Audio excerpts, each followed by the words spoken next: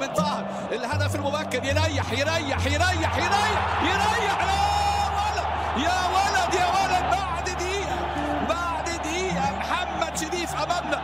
طاهر محمد طاهر عدى حلوة قوي، ومحمد شريف بروعة بلمسة رائعة الحقيقة من جانب محمد شريف عشان يسجل أول أهدافه الإفريقية في مشوار ورحلة الأهلي في هذا الموسم. 5 أهداف في الدوري، لكن جملة حلوة وبداية روعة من محمد شريف. يمكن الهدف من أسرع الأهداف للأهلي بعد حوالي 55 ثانية. بص الانطلاقة حلوة قوي من طاهر يا ولد على محمد شريف، أخر نفسه والاستلام باليمين حلو قوي ويرفع عينه ويعمل عرضية، لكن المرة دي فرق، لكنها خطيرة لكن يا ولد حاولات النادي الأهلي يغير اللعب، لكن طويلة وبعيدة. علي معلول عملها حلوه قوي، ثانيه استلام على طول. طاهر عدى حلوه قوي يا ولد. طاهر بيعدي براحته. الروح اللي فيها الوداد وزناكو وكانوا يعني خرجوا على طول. الكره ملعوبه، الضغط هنا خطيره، الكره تسديده، لكن على طول محمد شريف تمريره حلوه قوي. حمدي فتحي عدت من شريف، محمد هاني وتسديده ترتد كره حمدي فتحي من بطن العرضه. حمدي فتحي وترتد كرة هدف. حمدي فتحي يا على الكرة دي.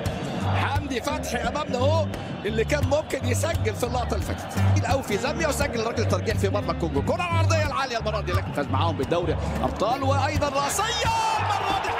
المرة دي حلوة المرة دي بقى مين؟ احمد الجندوسي. لسه بقول لحضراتكم من اللعيبة اللي بيطلبوا الكرة وطلبها الحقيقة وجات له حلوة قوي، تحول الكرة براسه. طاهر يصنع هذه المرة ايضا، واحمد الجندوسي في وسط الحصار الدفاعي الهش الضعيف يحول الكرة بضربة راس رائعة.